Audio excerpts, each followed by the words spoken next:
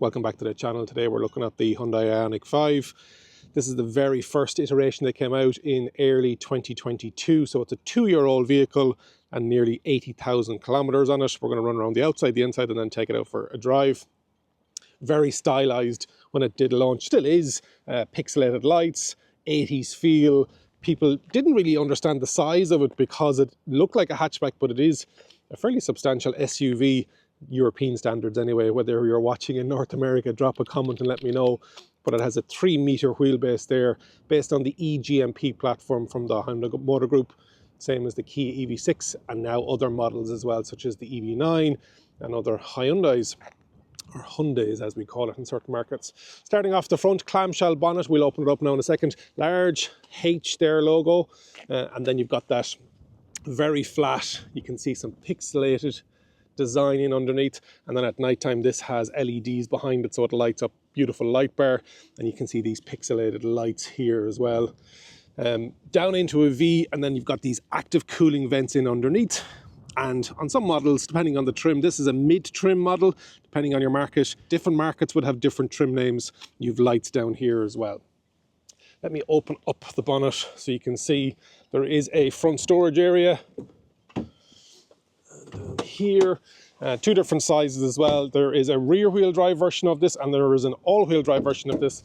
And if it's an all-wheel drive version, this will be slightly smaller, but this is the bigger one. So you can see you'll get a fairly decent amount of space in underneath here, and so perfect for charging cables, etc, etc.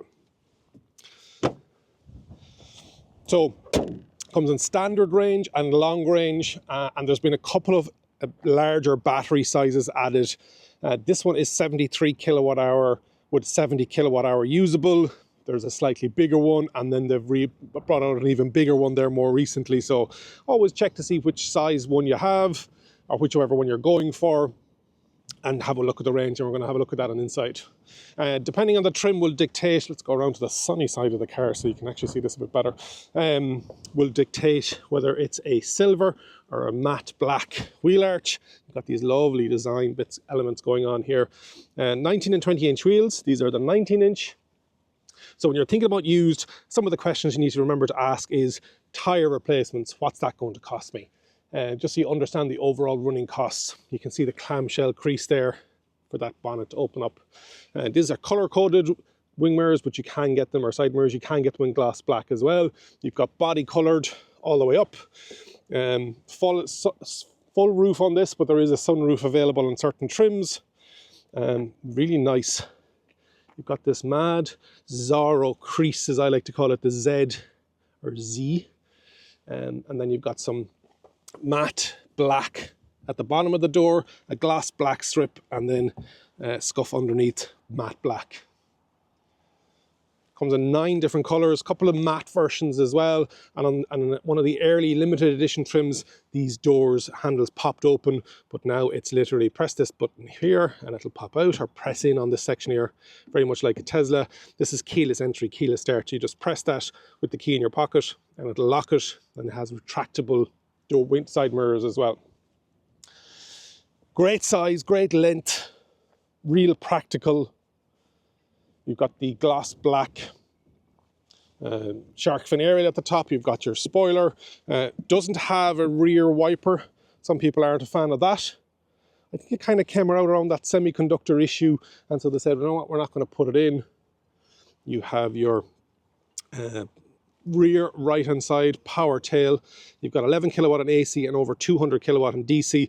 And what the great thing about the IONIQ 5 is, it has 800 volt architecture, and so what that you will, and these actually light up, so whether you have 100%, 75, 50 or 25, you can go from 10 to 80% in 18 minutes if you get a fast enough charger. Maximum charging speed well over 200 kilowatts, and then button to close.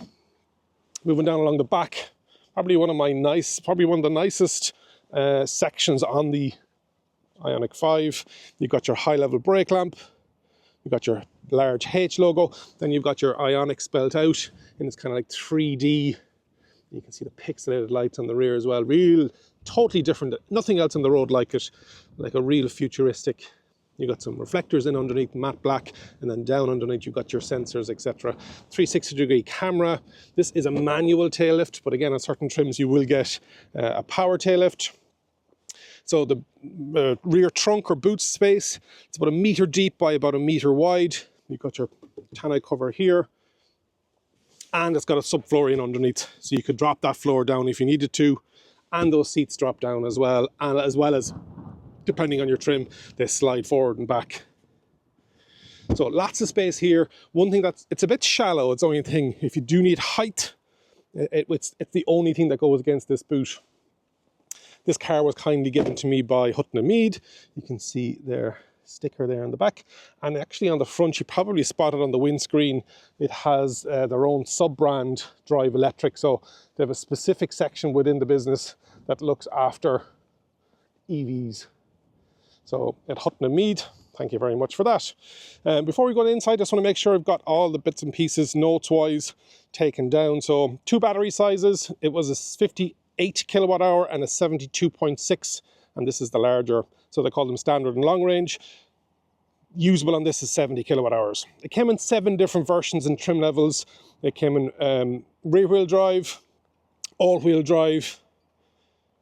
Size wise, it's between a Tucson here in the European Union and the Santa Fe. It's longer and lower than an ID4, longer wheelbase than a Tesla Model Y, and longer than a Volvo XC40. Warranty is a big selling factor for the IONIQ 5. So here in Ireland, it's a 5-year unlimited mileage warranty and 8-year 160,000 kilometers on the battery. So as long as you're buying it from an approved dealer with a full service history, that warranty is going to apply. So even on one of the earlier versions, there was a solar powered roof option, and it came in this gorgeous limited edition green color, if I'm not mistaken. Let's have a seat on the inside. That seat is set for me. In the rear, good big wide opening door. You also have fully flat floor because it's based on that electric platform. You've got this dark interior, it comes in dark and bright interior. Nice, easy to operate door handles. You've got your electric window, and then some soft, and then good door pocket in underneath. You can see there is a recline on this. And down here, you can see that you can slide it forward or back. Again, dependent on trim, and this is the grey with the black medium level trim. 2 ISOFIX in the rear, 1 either side, and you've got your cup holders. Yeah, the center console, you have USB Types A, 2 of them, little storage area, mesh seat, privacy glass in the back of this. So handy if I could show my feet. Yeah, in underneath, and then let's spin it around so you can see the height. I'm 188 centimeters, 6'2", so there's about 3 or 4 centimeters there. Yeah, and the fact that you can recline it, the fact that you can scoot it forward if you need more space in the trunk or the boot, good. Really good, based on that eGMP platform. So it is going to have, and it's a fully electric, fully ground up electric vehicle. You've got your vents in the B pillar, which were kind of unusual at the time. Yeah, nice. And it's got that lighter roof, so it's good. So let's have a seat in the front.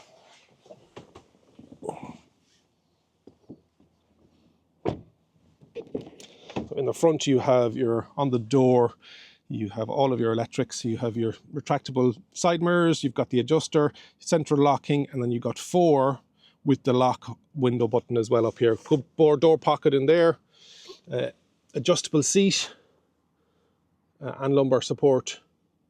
Nice IONIQ 5 sill plate. These seats are worn really well, as it nearly 80,000 kilometers on this car. And you can see it's fairly clean, well looked after. Over the right hand side, you've got your electronic handbrake, automatic hold, ESP off, and then whether the weight in the car or not, the headlight level adjustment. Beside that, then you've got your on the steering stalk as well, the column as well. You have the gear mode, drive, reverse, neutral, and then at the end it's park. You've got your window wipers up here. On the other side, then you have indicators and lights. Get in out of the wind. Some more pixel design language. 4 squares or 4 dots, I believe, is the Morse code for H. Audio stuff on the right hand side, some mode. Your drive modes down here, and you've got Eco, Normal and Sport. You can see it up on the screen there, and if you hold it down you've got Snow mode, and on the other side then you've got your driver assist, highway driving assist, so you've got your cruise control, etc. Steering wheel is 2-spoke and it is reach and rake. You've got a nice little design detail up here, little magnetic metal, so you can put magnets up here, pictures of your family. 12-point, let me put this in park. Oh, sorry, because I'm in sport, that's why it's red. So this has 77,000, nearly 78,000 kilometers. It's saying at 89%, it's giving me 378 kilometers range. But you can see from this drive this morning how efficient the Ioniq 5 is. Just under 12 kilowatt hours per 100 kilometers. But let's change that to since charging. So since I picked this up yesterday at Hutton and Mead, I've done over 40 kilometers, and on the motorway M50 from where their garage is based, their dealership is based, all the way down to Dunleary. You can see where I am here down at the pier. Yeah, I've done 13 kilowatt hours per 100 kilometers. And so what that means is, at my driving style, it'll do, with that 70 kilowatt hour battery usable, I'll do over 500 kilometers worth of range on a 2-year-old, nearly 80,000 kilometer car. And it's saying 378. And this is where the likes of Hyundai and its sister cousin company Kia are so good. And this is not a light EV, and efficiency wouldn't be a huge strong point of it, but you drive it right, like, look at that. Phenomenal. Over 500 kilometer range. So lots of different menu options, etc., etc. You can change what the look is like. And this is that 12.2-inch screen. And then you've got the infotainment touchscreen in the front. So you've got EV, map, navigation, phone, etc. This is on the bright setting. You can change it to a darker screen. And in the EV side of things, then you also have, if you go into settings, charging limit, you can set the charging limit, charging current, winter mode in relation to battery performance, etc. And then utility mode, because there was an issue with the Ioniq 5s and there was a 12-volt battery drain, but they've sorted that out. Again, when you're buying used, you need to remember asking, has it been software updated? Researching the issues that are known, and then understanding, has the dealership rectified those before you purchase it, making sure that the warranty is there. So software, how much is service? Another thing within the Ioniq 5 is a coolant replacement, around 40,000 kilometers, I believe. So again, asking, has that been done? When does it need to come again? What's the price of that? Things like that is what you need to remember. Let's continue back on the interior of the Ioniq 5. Head unit, nice. Really thought the design of this is totally different, like an Art Deco thing. You've got your lights, you've got your SOS button, etc. up there. Decent visibility out of the rear. You've got HVAC all the way along, so in front of the passenger, front of the drivers. You don't have HVAC control. It's not tri-zone, it's only dual zone up at the front. Then you've got some shortcut buttons down along here. So you've got your parking cameras, parking assists, media, nav, and a physical button for volume. And then you've got dual climate control underneath, so you can set it up whether it's recirculating, etc., etc. It's a start-stop button. And then in underneath then, you've got a totally flat floor in between the driver and the passenger down here. So great acres of space. And then with that, you've got a 12-volt and a USB type A. There's more storage down in underneath here. So depending on the trim will dictate whether you can slide this forward or back. You've got 2 cup holders. You've got 2 USB type A's. You've got Qi wireless charging down here. And then lots of charging space with a armrest with some storage in underneath there as well. Another quirk, if I remember correctly, back is this sliding tray. And again, when you're buying a used electric vehicle, you're asking about the state of health report on the battery. And so this is your certificate from Hyundai, giving the date, the VIN number, etc. And it's 100% state of health still on this battery. 8-year warranty, 160,000 kilometers. So now, how could that happen, Derek, after 80,000 kilometers? Really good battery tech. This car was really well looked after. Not a lot of DC fast charging, lots of AC, so home and at work, but also the buffer, that's that 2.3 kilowatt hour that we talked about. So they say it's a 73 kilowatt hour battery, and a usable is 70. So I think that degradation that potentially would have happened is within that buffer. So to get that kind of battery report after nearly 80,000 kilometers, it's a real testament to Hyundai and how they're managing their battery tech across the group. So fair play. It just shows you, if you look after an EV, exactly what's going to happen. What else have we got inside here? I'm going to take it out for a drive now, but just want to check my notes. 32 plastic bottles were used in the fabric, sugarcane and corn in the fabric as well. Bio paint used across the car, so circular economy, making sure the carbon footprint is low as best they can. Obviously with a new electric vehicle, it's a high intense carbon with regards to building the battery and creating the battery. But they reckon after maybe 20,000 kilometers, you're probably, depending on how renewable your grid is, you're carbon neutral then. The car itself, 0 to 100 in 5.2 seconds, and the all-wheel drive up to 480 kilometer range. Motors, you getting on the 58 kilowatt hour battery, you're getting two-wheel drive, 125, 170 PS or 350 newton meters of torque, which is this one. Sorry, no, we've got a bigger battery. All-wheel drive on the is 173 kilowatt, 233 PS, 605 newton meters of torque.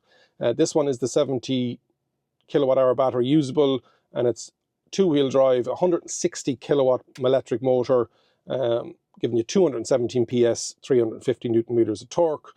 And then the all-wheel drive version of the big battery gives you 225, 305 PS, 605 newton meters of torque. It'll do 100 kilometers of range in 5 minutes if you get a fast enough charger.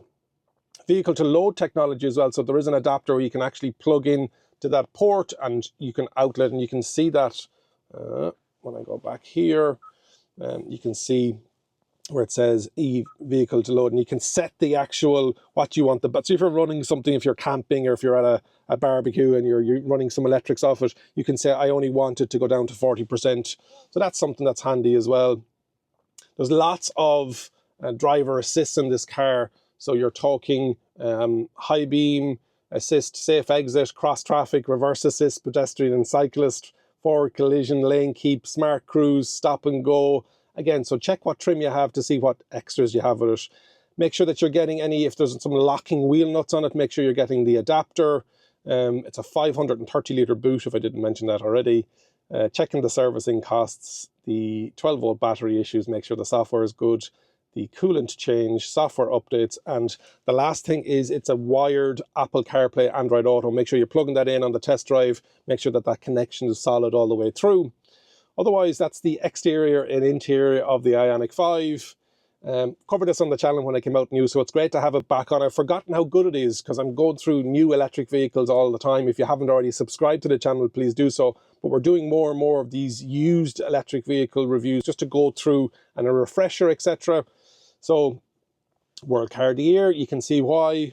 Really, really good. And it was, as much as Hyundai had the Kona electric, which was a great and still is a great, it's on its second generation, third look. They had a facelift first generation out there as well, but this is a real game changer, that eGMP platform. And I recently drove the performance version of this, the Ioniq 5N, if you haven't watched that channel. That is just phenomenal. I was just smiling all the way through it. Anyway, enough talking. Let's go and take this out for a drive. What's it like driving the Ioniq 5N? So keyless entry, push button start, into drive. Very smooth, like all the electric vehicles. But the throttle mapping is lovely. The seating position is really nice as well. As much as we talked about on the outside that the actual car looked like a hatch when we saw the initial pictures, it's a 3-meter wheelbase SUV. Not too tall, don't get me wrong, but yeah, lovely. This model doesn't have blind spot, which I would be a fan of, but again, depending on your trim and depending what optional extras went on it. So these are the kind of things that some people like. Some people want a power tail lift. Some people want the ability to have the towing hitch on the back of it, things like that. Steering wheel's a lovely size. On certain trims as well, you also get the relaxation seats that nearly go horizontal, but again, that will depend on what trim of car you're looking at. So lots of different optional extras on it. So there is understanding the Ioniq 5 that you're looking at, battery sizes, etc, etc. But Efficiency, super efficient, again depending on how you drive it. I have a good friend that bought one and he was a bit heavy on the shoe, and he wasn't happy with the range that he was getting. He was getting around 350 kilometers on a long range battery, and you can see from my driving style I'm getting potentially over 500 kilometers. There's an original Ionic there, actually. Hopefully you picked that up. The wind blade, as it was known, because it was super efficient. This one, because it's a ground-up electric vehicle, yes, it has that benefit of the EGMP platform, but it's a large vehicle. It's a heavy vehicle with that big battery inside it as well. So you have to be conscious of when you're looking at that. Look at the efficiency, look at that potential range. A great website that I like to use is EV Database, and you can actually go back to the version that it when it came out. It'll talk about the battery size, it'll talk about estimated range, and then when you know what the percentage state of health on the battery is, you can start working out, okay, what size range, what is that going to be? But overall, it's a beautiful drive. As I said, I was on the motorway yesterday around the M50, 100, and then a couple of sections of 120. No problem at all. The ride is a small bit on the firmer side, just because it is a heavy SUV with a battery in underneath. So they've set up the suspension so that it is a bit... Now this is on the 19-inch wheel, so not too bad.